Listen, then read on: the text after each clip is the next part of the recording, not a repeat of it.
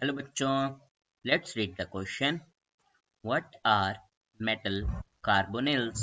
Give one example. तो देखो, हमें क्वेश्चन में पूछा गया है कि मेटल कार्बोनिल्स क्या होते हैं और उसकी हमें एक एग्जांपल बतानी है.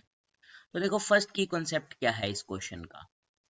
हमारे पास की कॉन्सेप्ट आता है कि हमें पता होना जरूरी है पहले कि ये नाम जो मेटल कार्बोनिल्स है वो है क्या है.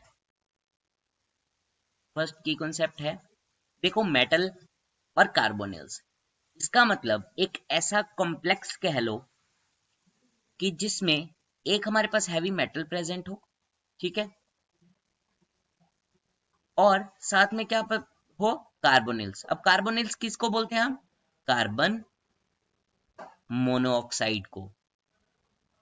मोनोऑक्साइड को कार्बन मोनोऑक्साइड मतलब सी डबल बॉन्ड ओ. तो हम इसको कैसे लिख सकते हैं? एनी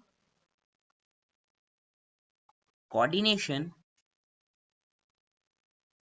और कॉम्प्लेक्स कंपाउंड consist of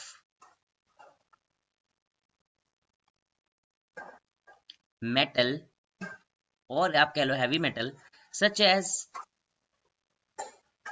निकल, iron, cobalt, etc. is surrounded by carbonyls.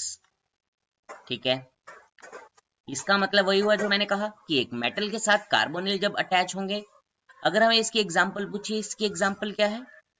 निकल कार्बोनिल्स, विच इज ओ, यहाँ पे बड़ा आएगा, निकल कार्बोनिल. ठीक है, 4 हो गए हमारे पास. या फिर आयरन पेंटा कार्बोनिल, FeCO5, या फिर आप कह लो CO2 CO8. तो देखो, यहाँ पे एक और चीज हमें क्या समझ आती है, देखो ये कोबाल्ट का जो CO है इसमें ऑक्सीजन छोटा लिखा जाता है और कार्बोनिल में ऑक्सीजन को बड़ा लिखा जाता है. ठीक है, तो ये भी हमें यहाँ से समझ आता है.